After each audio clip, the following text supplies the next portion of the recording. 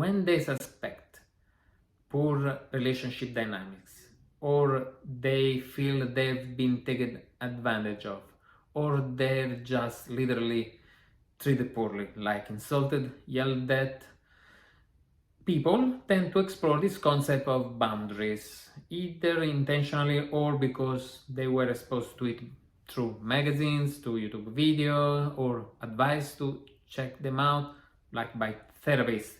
Therapists tend to use the expression healthy boundaries. And what all these experts, these sources say about it, it's that boundaries, intuitively, probably we may understand, it's the limit of our personal space, emotional space, and we defend it by saying no. And people with poor boundaries are people that have a hard time to say no. The latter things might be true, and in this case, we may want to understand why some people have a hard time to say no, and some therapy may help with this, but sometimes it doesn't even matter. But you may have understood that I don't fully agree with the definition. It doesn't really work to say no, and I'll explain why. I think there is only one place that explains very well. Other than here. Here we explain the best way possible, and I have the best definition of boundaries that you may find. But there is only one other place where I learned boundaries myself, that explain in a very, very good way, practical, effective way, what boundaries are and how to defend them. And I'll leave the link here, and I will also, probably you find a link here, up here. And this, so boundaries to me, they are something that you don't like, anything that you don't like, if somebody else does to you. So it's something that makes you uncomfortable when somebody does in your presence or to you directly. So this is boundaries, and maybe I'll give you some examples so it makes easier. I have the list here, so it makes it easier to understand the concept. For example, it's very clearly insulting, some kind of criticism, invalidating. This may be making you uncomfortable, and you may want them to stop when this happens. Of course, also visitors at the wrong moments, touching or hitting, so even the personal space counts here. Demanding favors, unsolicited advices, stalking, insistent calls or requests, and not giving importance to what you say, not returning your call. These are just examples. And not everybody of these examples could be a boundaries to everybody.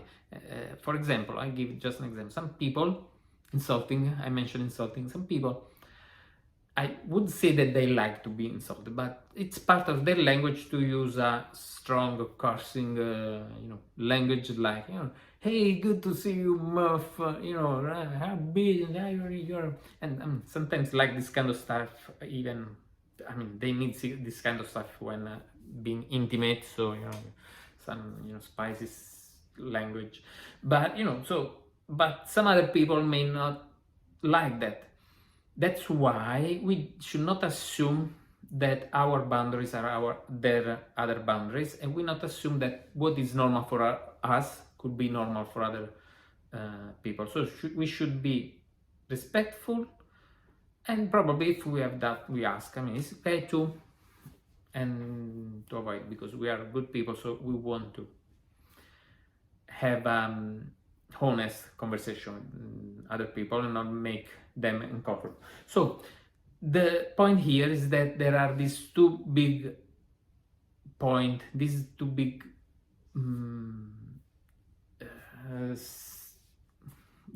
contexts.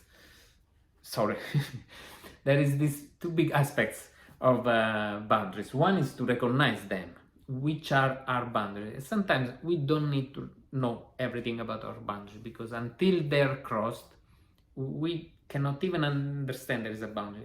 We don't know how uncomfortable is some kind of criticism until we get some of that. we don't know how deep is a pothole and before we step in it. So it's we need to recognize when it's happening. So it's important to understand our feeling when something is going on, because if we start to feel uncomfortable and we don't recognize a feeling, this feeling can change into kind of fear of not knowing what's going on, and we can overreact.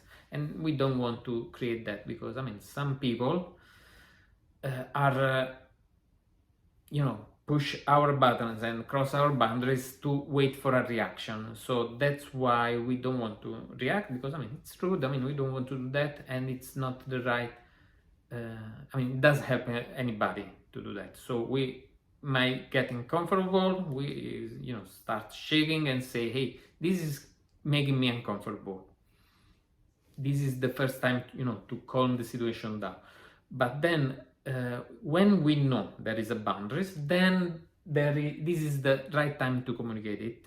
Communicate it doesn't mean say no, because if somebody is insulting you and it's somebody is so rude to insult you, do you think that you say, hey, you're being rude, they care that you called out as rude? They just don't care. And if this is a particular kind of person or people, and the kind of people that are trying on purpose to push your boundaries, like I don't want to always say the same thing, like narcissists. Yeah, I said it like narcissists. They're waiting for your reaction. So if you react, or if you call them out, they say, hey, are you insulting me? So without, they know they're insulting you, but they gaslight you, say, no, you start insulting me in this way. So you just give them bread and supply of their needs to get reaction and to get adrenaline in their situation. So doesn't work to call people out and to say no and to react, let alone. So we need to communicate and enforce the boundary. How do we enforce boundaries? By giving consequences. Now, consequences don't look like digging your key in the side of their four-wheel drive. Doesn't look like smashing their headlight, slashing a hole in all four wheels tires. Does look like carving your name in their leather seat, which I confess it's very nice. It sounds very good in country songs, but it's not the way that we should put consequence. Consequence in the boundary context is something that we do ourselves, and mainly to subtract us from the situation. It's not something that damage them in any way, shape or form. We don't want to damage anybody. For example, we don't want to like the thing I said, another thing I will mention shortly. The consequence is something that we're gonna do. So somebody is insulting, say, hey, I don't like this language. If you don't stop, I'll walk away, or I will stop discussing you about this topic. And then you name it what you want to do. Another situation might be when in a workplace context, in a meeting, you say that you don't like that people waste time with jokes by gossiping during a meeting, interrupting the concentration of the meeting with this kind of stuff. And understand that other people may like that, or may tolerate that. So how enforce that? Don't say, okay, we don't make jokes here. Sometimes you're not even the moderator of the meeting, so you cannot even make the request. And you may say instead, put a consequence which is on you. Hey, actually I have other stuff to do, so I'll go to my station, do my work, and I'll get back when you're finished. Call me when you're finished gossiping so we can continue the meeting. So you say that, they may agree or they may keep going there, and then you just leave. So don't be afraid that this can cost you opportunities, because of course at the beginning I mean, you don't just walk away. You first communicate what you are going to do, and you tolerate one, and then the second time you put in place your consequence. And you need to put in place, because otherwise people are not gonna believe you, are gonna start thinking you are a complainer and you're are in victim mode, and this is so. When you will do this really the first time, they will be shocked. Many of them will be shocked, even your boss. But if you are listening this, probably I'm sure that you are a quality person. So I know that you, and besides, you need to keep delivering quality result on your workplace, because you are a quality person. Even if you make disrupt some habits in the meetings, in the long run, that your boss, your coworker know that they need you, they want you, they like the way you work and you make them feel, and you inspire them, and they will call you when it's really needed without waste your time, and everybody will enjoy. And maybe some other folks in the meeting room will agree with your position and will be glad that you pointed that out. I want to point out one other kind of boundaries, a little bit more personal, intimate, which is on the borderline of the boundaries concept definition. And this is when, in a marriage, in a romantic relationship, in a couple, there is one person who doesn't like to be intimate as often as the other one.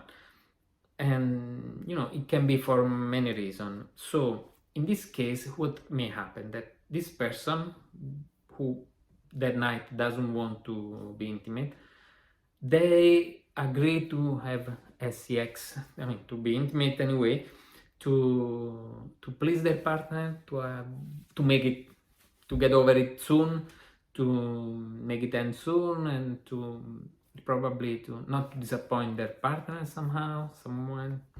And so don't do that.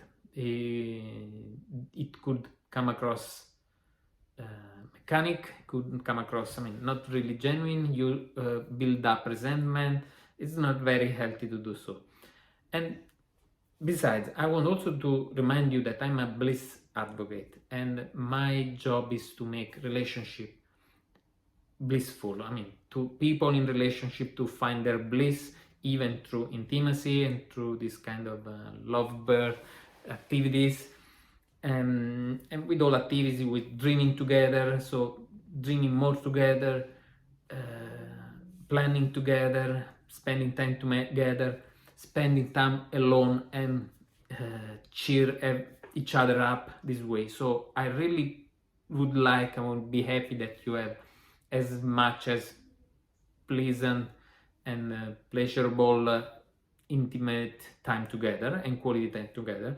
But sometimes we understand that there could be an imbalance in that, and probably we want to understand why this person has less interest in sex in that particular period or ever. And I will advise, to try to be more interested somehow. But not just to force yourself to do that, but to understand where the gap is, or the reason is for that. For example, I honestly, I probably am a little bit biased. I may think that women tend to have less sex drive, and so sometimes they don't want to have, to spend time in this activity.